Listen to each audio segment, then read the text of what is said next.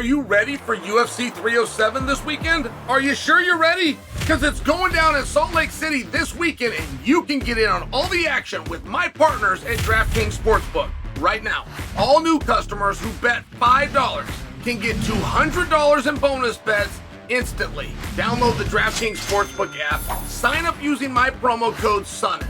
DraftKings, the crown is yours. That's $200 in bonus bets instantly after betting just $5.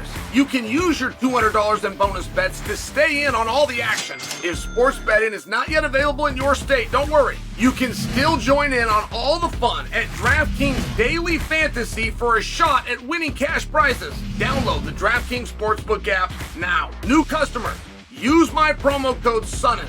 Bet just $5 and get $200 in bonus bets instantly. Right now, that's promo code SONNEN only at DraftKings Sportsbook. Ankalaev versus Pereira.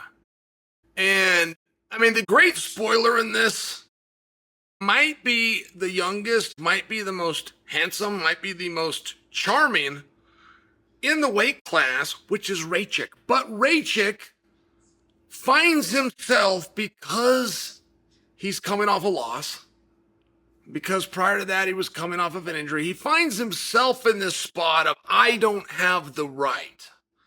I don't have the right to step in front of this. I don't have the right to build something. I don't have the right to pull attention to myself. And that's very honorable of him, quite frankly. There's a code. Everybody follows a code, and you set the rules to your own code, but that is largely what the martial arts are about. And we're learning within Rakic's code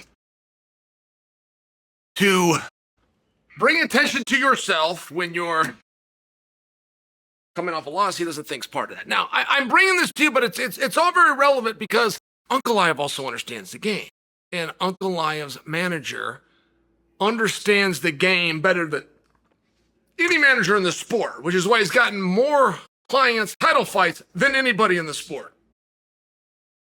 Talking about Ali. So Ankalaev's doing his part. He knows why he didn't get this fight. He understands the whole thing. And all you can do is learn, fix it next time, so you do get the fight. I like that. I'm behind that. I would come out and do my part. I would observe that. Talk about following a code. I would stand back. I would observe this. I would see who's working the hardest, who's got the strategy, who's putting the most time in outside of the octagon, which is what gets you the title fight. And then I would come in and I'd put some wind behind his flame. Ankalaev's not getting the title shot. Now, no, excuse me. I have misspoke.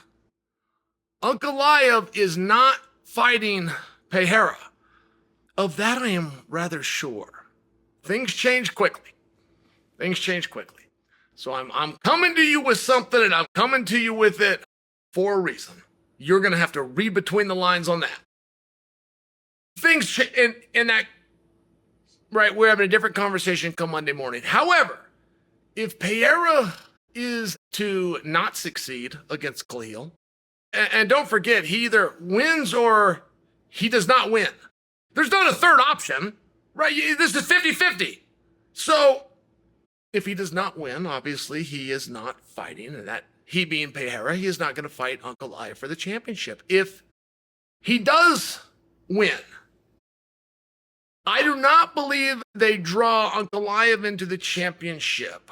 I believe Pereira versus Aspinall is a heck of a lot closer than you all realize.